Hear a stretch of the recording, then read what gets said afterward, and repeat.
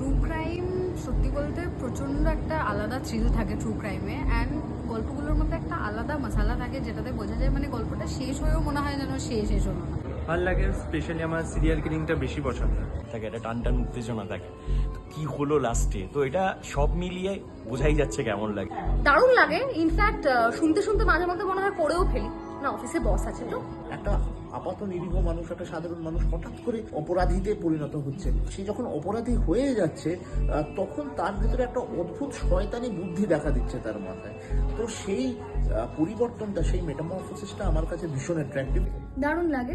যদি সেটা ফিকশন ফরম্যাটে হয় সেগুলো শোনার তো একটা আলাদা অ্যাপিল আছে। ইটস গ্রিপিং, তারপরে it keeps me on the edge of my seat. কারণ ট্রু ক্রাইমের মধ্যে যে ডার্ক ব্যাপারটা আছে সেটা আমার খুবই ভালো লাগে, এবং হ্যাঁ মানছি, মানে আমাকে দেখলে মনে হয় না যে আমার খুব একটা ডার্ক জিনিস ভালো লাগতে পারে, বাট ইয়েস